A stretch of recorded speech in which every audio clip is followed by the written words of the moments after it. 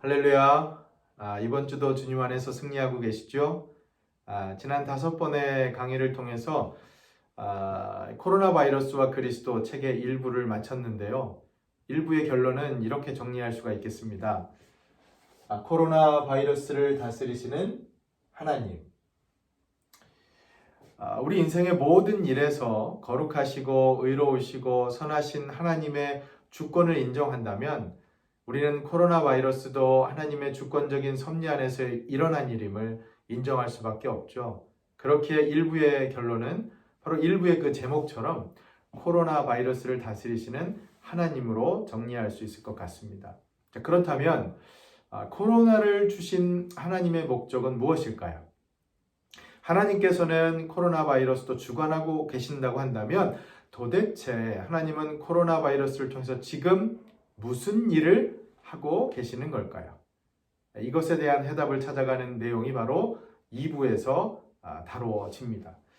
2부, 하나님은 코로나 바이러스를 통해 무엇을 하고 계시는가? 바로 이제 저희가 그것을 공부하려고 하는데요. 근데 여기서 전제가 하나 있습니다. 하나님은 무엇을 하고 계시는가라고 하는 질문에 답하기 전에 이 파이퍼 목사님 한 가지 전제를 다시는데요. 그것이 뭐냐면 하나님은 우리가 알지 못하는 수많은 일을 지금 하고 계시다는 겁니다. 그러면서 그 책에 보면은 시편 40편 5절 말씀을 인용하시는데요. 시편 40편 5절 이렇게 말씀하죠. 나의 하나님이여 주께서 행하신 기적이 많고 우리를 향하신 주의 생각도 많아 누구도 주와 견줄 수가 없나이다.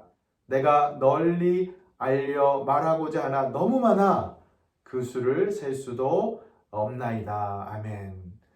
그래서 목사님 이 말씀을 인용하시면서 하나님의 계획은 우리 인간의 이해와 상상을 초월한다는 것을 다시금 강조합니다.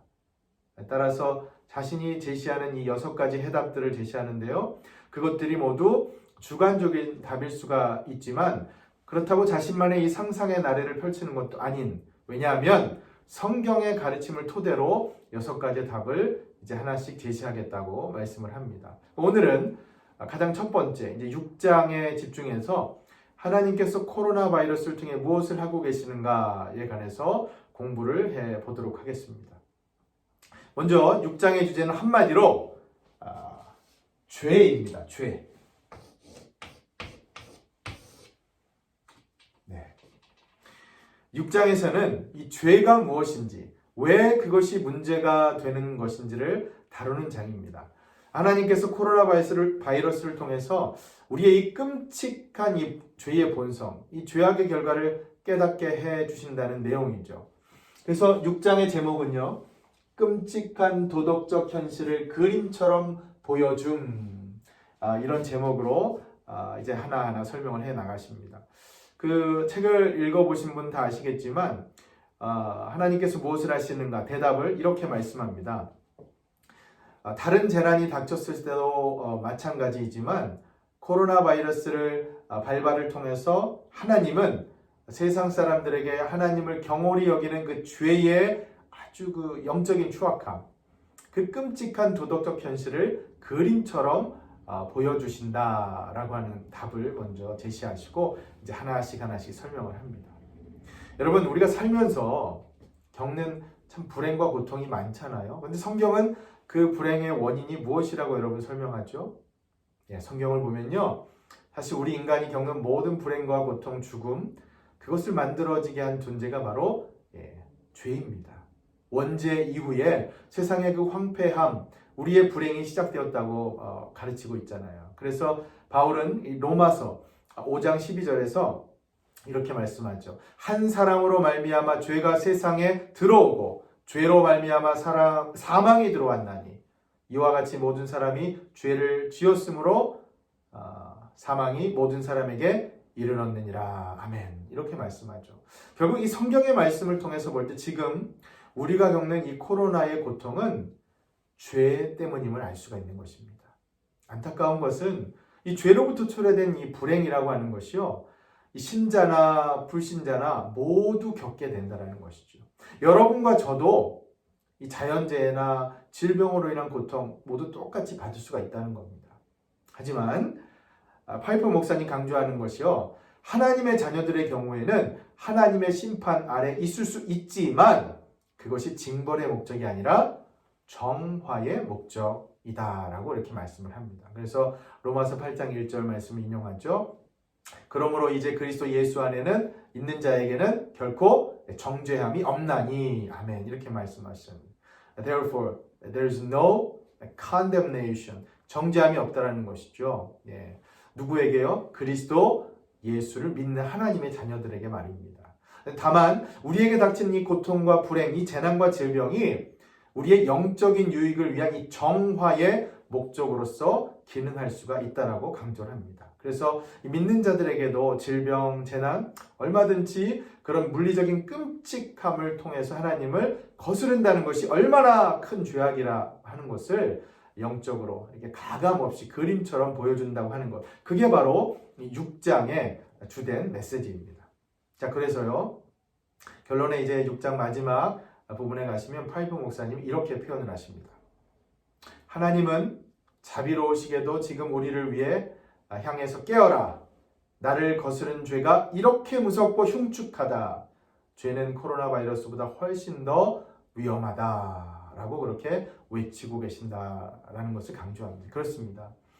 우리의 죄는 지금 코로나 바이러스로 인해 우리가 겪고 있는 고통, 그 불행보다도 훨씬 더 끔찍한 것이다 라고 하는 것을 깨달아야 한다는 것이죠. 이게 바로 하나님께서 우리에게 코로나 바이러스를 통해 무엇을 원하고 계신가, 그 첫 번째 해답인 것입니다. 자, 그럼 이제까지의 이 강의를 토대로 여러분 좀 더 우리가 심층적인 어드밴스드 스터디를 한번 해보죠. 기왕에 우리 죄에 관한 논의가 나왔으니까 오늘은 이 죄에 관해서 잠시 공부를 좀 해볼게요. 지난번에도 제가 인용했지만 이 개혁주의 신학자였던 R.C. 스프롤이라고 하는 분의 모든 사람을 위한 신학에서 이 죄를 이분이 어떻게 설명하냐면요. 여러분 그림에서 보시는 것처럼 관역이 있죠. 그리고 이게 화살을 쏘는 것. 이 화살이 관역을 비껴가는 것을 원어적으로 보면 그게 바로 성경이 말씀하는 죄입니다. 여러분 바울이 로마서에서 이렇게 말씀하잖아요. 모든 사람이 죄를 범하였음에 하나님의 영광에 이르지 못하더니. 로마서 3장 말씀인데요. 여기서 죄로 번역된 헬라어 이 하마티아라고 하는 것이요. 어원학적으로 이 궁술에서 유리한 이 화살을 쏘았을 때 관역의 중심을 벗어난 게 바로 죄입니다. 여러분 화살을 쏘아서 관역을 맞추는 장면 한번 생각해 보세요. 한가운데 그 중심에 맞추지 못하고 벗어나는 것. 하나님의 의의 기준에 그 하나님 율법을 벗어날 수밖에 없는 우리의 현실. 그게 바로 죄라는 겁니다. 그래서 같은 맥락에서 우리가 잘 아는 이 웨스트민스터 소요리 문답 14번도 문답을 죄를 이렇게 정의합니다. 죄란 무엇인가? 답은요. 죄란 하나님의 법을 순종함에 부족한 것이나 혹은 어기는 것이다. 이렇게 답을 합니다. 이 소요리 문답에서 정의하는 죄는 크게 두 가지예요. 첫 번째는 율법에 복종하려는 마음이 아예 없는 것. 그것도 죄이고요. 그리고 두 번째는 그것을 거역하는 것. 이 두 가지 모두가 죄라는 겁니다. 복종하려고 하는 마음이 없는 것이 소극적인 의미라고 할 수 있다면 거역하는 것. 이것도 적극적인 의미의 죄라고 하는 것이죠. 그래서 이런 정의에 기반해 볼 때 우리 죄의 본질을 해석한다면 여러분, 인간은 결국 그 죄, 그것의 끔찍한 결과만을 보아서는 안 된다는 거예요. 코로나 바이러스로 우리가 겪는 그 고통만을 보아서는 안 되고 그런 결과를 초래할 수밖에 없는 우리 인간의 타락하고 부패한 본성, 그 죄성, 그것이 보다 근본적인 문제라는 인식을 가져야 한다는 것이죠. 여러분 제가 한번 정리를 해볼게요. 우리의 이 6강의 강의를 토대로 이 죄라고 하는 좀 더 심화된 공부를 통해서 어떻게 정리가 되냐면요. 원죄는 그러니까 죄의 결과만이 문제가 아니라 우리의 본성, 타락하고 부패한 우리의 본성이 더 문제가 된다라고 하는 것입니다. 여러분 이제 이해가 되셨죠? 예. 결국 이 모든 강의의 이 말의 의미는 우리가 죄를 지었기 때문에 우리가 죄인이 된다는 게 아닙니다. 우리가 죄인이기 때문에 죄를 짓는다는 것이죠. 그렇습니다. 우리의 본성은 타락하고 부패했습니다. 성경이 그것을 가르치고 있잖아요. 그렇기에 그런 본성으로부터 우리의 죄가 비롯된다라고 하는 것. 여러분 그것을 꼭 기억하셔야 됩니다. 자, 그럼 이것을 끝나는 것이 아니라 이제 이 죄를 알았으니 우리가 이것에 대한 해결책을 알아야겠죠? 사랑하는 여러분, 죄에 대한 해결책이 무엇입니까? 예, 여러분 한번 따라해 주시겠어요? 반석 대신 예수 그리스도.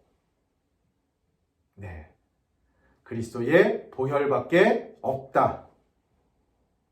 아멘. 그렇습니다, 여러분.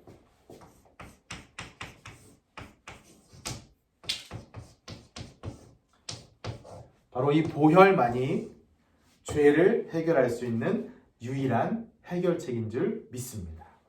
우리는 우리 죄의 문제를 스스로 해결할 수가 없잖아요, 여러분.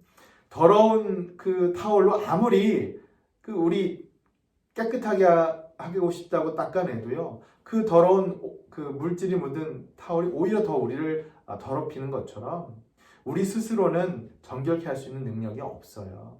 하지만 오직 보혈의 능력, 그것이 우리를 정결케 하는, 죄를 완전히 해결해주는 유일한 해결책이 되는 줄 믿습니다.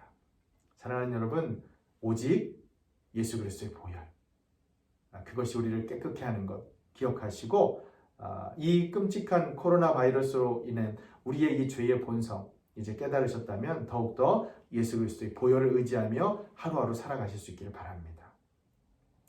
자, 이제 결론이요. 결국 이번 장에서 파이퍼 목사님이 펼치는 이 논지를 다시 정리해 보면요. 질문. 하나님은 코로나 바이러스를 통해 무엇을 하고 계시는가? 대답. 우리의 끔찍한 도덕적 현실을, 그 죄악된 본성을 그림처럼 적나라하게 그대로 보여주신다라고 하는 겁니다. 우리가 얼마나 부패하고 타락했고 또 우리 스스로 정결하게 할 수 없는 그런 존재임을 깨닫게 하면서 오직 예수 그리스도만을 더욱 의지하게끔 그렇게 이끌어 가시는 거죠. 그렇게 지금 코로나 바이러스로 이 어려운 우리의 처지와 상황이지만 여러분 경제적으로, 재정적으로, 가정적으로, 건강적으로 여러 가지 문제와 지금 싸워야 하지만 무엇보다 우리는 이 죄의 본성을 다스리는 우리의 경건한 삶을 살기 위해서 예수 그리스도의 보혈을 의지해서 하루하루 분투해야 한다는 것입니다. 여러분 이 그림을 한번 보시겠어요? 예, 이 그림이 뭡니까? 달리는, 경주하는 그림이죠.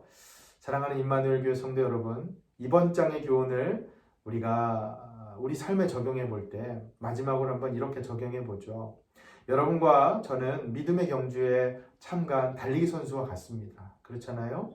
그러니 사도 바울이 제자인 디모데에게 디모데전서 4장 7절에서 말씀한 것처럼 경건에 이르도록 내 자신을 연단하라라고 말씀한 것처럼, 제가 얼마 전에 주일 강단에서 여러분 경건의 훈련을 그렇게 열심히 우리가 준비해야 한다라고 말씀드린 것처럼 믿음의 경주에 참가한 우리 모두가 이 마지막 이 피니시 라인, 거기를 통과할 그 전까지는요, 우리가 표대를 바라보면서 다른 박질하는, 앞만 보고 모든 불필요한 것들 다 버려가면서요, 그렇게 인내하며 달려갈 때에 마지막 영광의 면류관을 주님께서 우리를 위해 씌워 주실 줄 믿습니다. 부디 이 코로나 바이러스로 인한 이 힘든 시기 더욱 경건의 훈련에 힘쓰시는 여러분과 저, 우리 임마누엘 교회 모든 성도님들 될 수 있기를 주님의 이름으로 축복합니다.